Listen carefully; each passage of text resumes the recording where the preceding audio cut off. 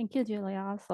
I'm SanzanaRahman. I'm a PhD candidate at OIC, University of Toronto. And in this presentation, I will talk about my experience of conducting a scoping review during the proposal writing stage of my PhD journey, as well as the themes and findings that I have identified, which informed my own research. So briefly, this is the plan that I have for you today. So apart from my own personal motivation to identify critical themes and relevant practices in technology-mediated plurilingual pedagogy, this scoping review is relevant in a time with unprecedented opportunity, especially marked by the shift in teaching practices across the globe due to the global pandemic.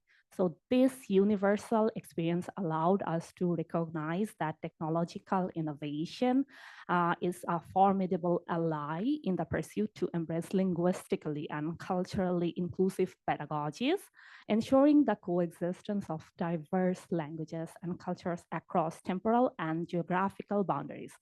Here, technology-mediated plurilingual pedagogy facilitates a much-needed unification between technology-mediated teaching and learning practices and plurilingual pedagogies, thus warranting a revision of current educational practices that involves both critically seeing the past and present and imagining a different future. Oh, I click here. So in particular, this scoping review of empirical research over the last 2 decades examines the implementation of technology-mediated plurilingual pedagogy through a wide different variety of digital tools and resources in second language education context, while discussing their overall implications in the field of language education. Now, I would like to discuss the methodology of this scoping review. The methodology here follows the guidelines from the preferred reporting items for systematic reviews and meta-analysis extension for scoping reviews, following 6 key stages. First is identifying the research questions. Second is setting the inclusion criteria. Third is identifying relevant studies. Fourth is selecting evidence sources with charting the literature, and 6th and final, analysis of the evidences. So following the PCC, population concept and context frameworks, I identified the research questions. That is, how is technology-mediated plurilingual pedagogy implemented using digital tools and resources in second language education contexts across the globe. So as for the inclusion criteria, I followed the 4 elements from the PCCE: participants, concept, context, and types of evidence sources, as you can see here, this framework. So as you can see again, this in this review, the participants are both learners and teachers. And the main guiding concepts include plurilingual pedagogies and technology-mediated education. And the context takes into account second language education contexts across all levels. And finally, the evidence sources include empirical studies published in the last 20 years, so from 2004 to 2024. Here, I would like to stress on the multiplicity of plurilingual pedagogies that adheres to the message that plurilingualism is plural, and it encompasses a wide variety of practices that you can see here. Briefly, the identification process of relevant literature for this scoping review involves finding research evidence through bibliographic database searches, reference list searches, and gray literature search. And now I would like to spend a little bit of time on the identification and screening process. So initially, I identified 1,140 references from the different database sources.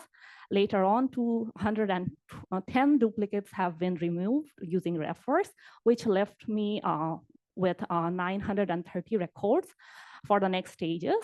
Then I conducted title and abstract screening of these 930 references to eliminate further 834 references that do not follow the inclusion criteria.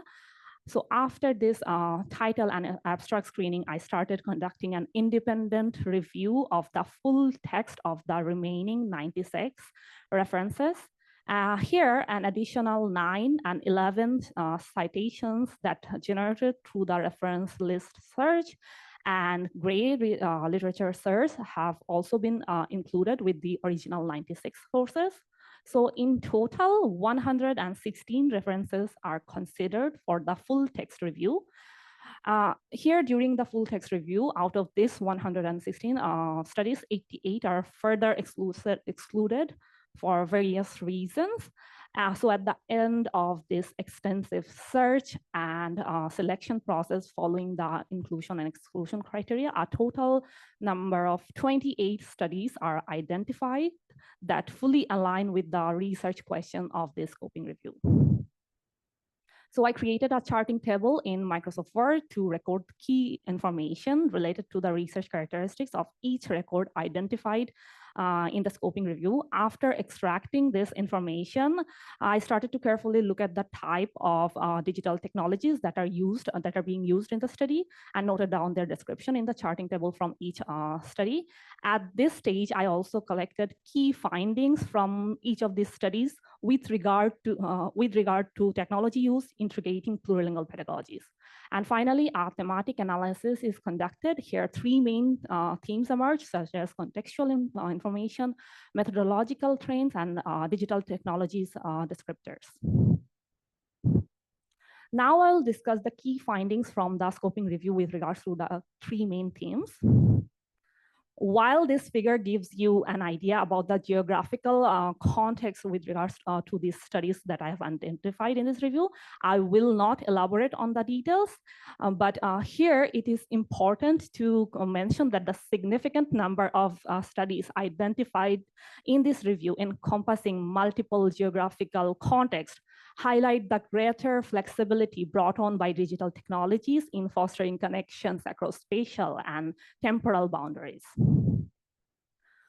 Again, I will not overly elaborate on the findings related to population, educational levels, and language education context, but the majority of the participants in this study identified only learners, followed by teachers and learners. As you can see, there is a notable scarcity of studies that are focused on primary education, like a lack of studies with young learners.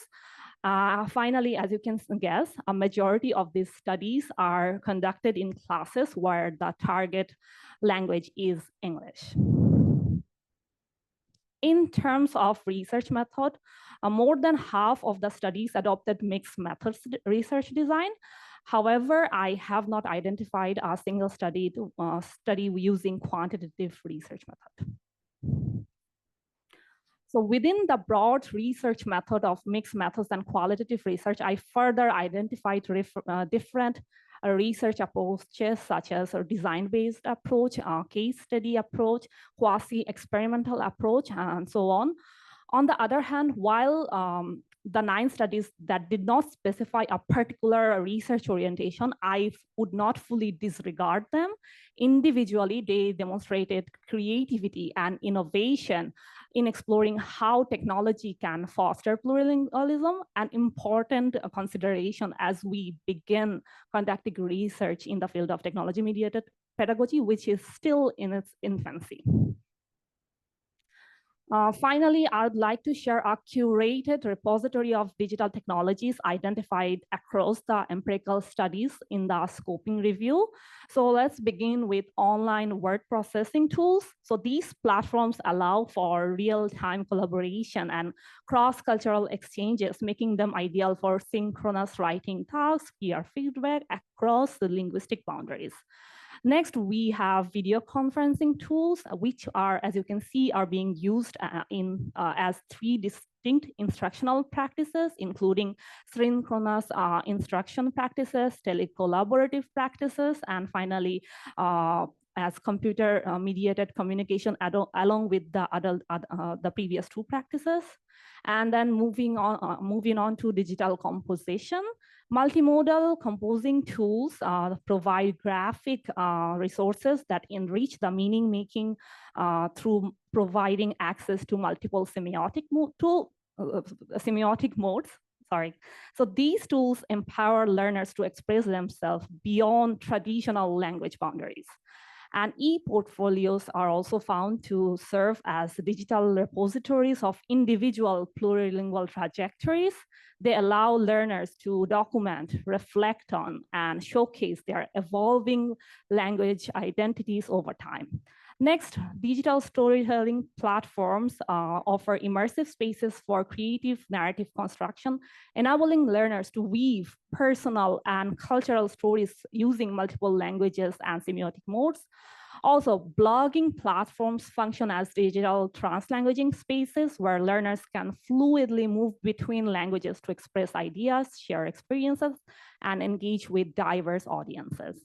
I also identified separate use of computer-mediated communication that enhance plurilingual engagement by supporting interaction across linguistic and cultural boundaries by providing flexible formats. And finally, LMSs, which are learning management systems, they act as digital bridges, offering flexible, multimedia-rich environments that support hybrid learning and scaffold plurilingual development. So as you can see, this scoping review highlights some key implications of technology-mediated plurilingual pedagogy across diverse language education contexts. The studies examined here show that digital tools are not just instructional aids, rather they actively support plurilingual practices in powerful ways. They allow learners to express their knowledge, experiences, and identities while empowering them to draw on their full linguistic and cultural repertoires. These technologies also engage non-linguistic resources for meaning making, promote linguistic and cultural awareness beyond just the physical borders, and promote and help create inclusive and accessible digital environment. Most importantly, they open the door for pedagogical innovation, reshaping how we teach, learn, and connect across languages. To conclude, this review emphasizes that effective implementation of technology-mediated plurilingual pedagogy requires thoughtful design, equity-focused planning, and strong institutional support. It also reveals a clear need for more empirical research into innovative pedagogical strategies with innovative technologies in diverse instructional contexts. As our learning spaces start becoming increasingly digital as well as plurilingual, integrating plurilingualism through technology is not just a necessity. It is a powerful opportunity to reimagine and innovate language education. Thank you for listening, and now I welcome your thoughts and questions. These are the selected references and questions.